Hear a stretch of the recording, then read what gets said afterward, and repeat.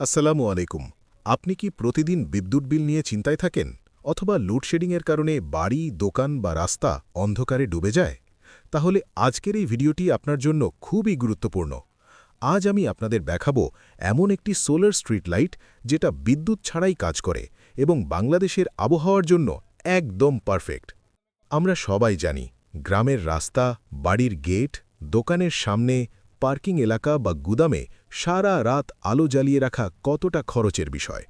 বিদ্যুৎ বিল বাড়ে, তার টানতে খরচ হয়, আর লোডশেডিং হলে পুরো এলাকা অন্ধকার।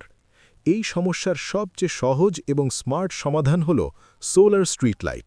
এই সোলার স্ট্রিট লাইটটি দিনের বেলায় উচ্চ দক্ষতা সম্পন্ন সোলার প্যানেলের মাধ্যমে চার্জ হয় এবং রাত হলেই অটোমেটিক চালু হয়ে যায়।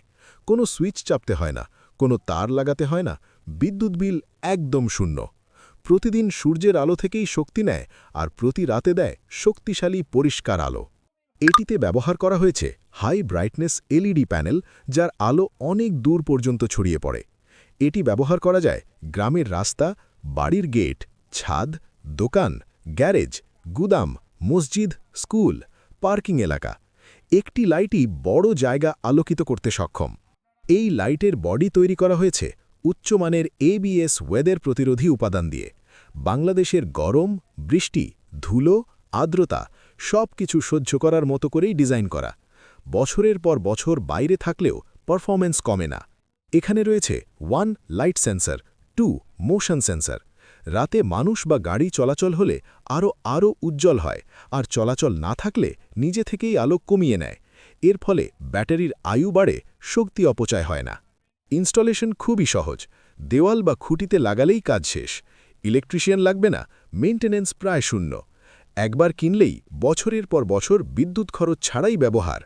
এই সোলার স্ট্রিট লাইটটি উপযুক্ত বাড়ির মালিকদের জন্য, দোকান ও ব্যবসায়ীদের জন্য, গুদাম ও ফ্যাক্টরির জন্য, পাইকার ও রিসেলারদের জন্য। কম খরচে বেশি লাভ আর গ্রাহক সন্তুষ্টি নিশ্চিত। এই কারণেই বাংলাদেশ জুড়ে এই সোলার স্ট্রিট লাইটের চাহিদা দিন দিন বাড়ছে। স্টক সীমিত, চাহিদা বেশি। আপনি যদি এখনই কিনতে চান বা পাইকারি দামে নিতে চান, তাহলে আজই যোগাযোগ করুন। বিদ্যুৎ নয়, সূর্যের আলো দিয়েই আপনার এলাকা আলোকিত করুন। ধন্যবাদ সবাইকে।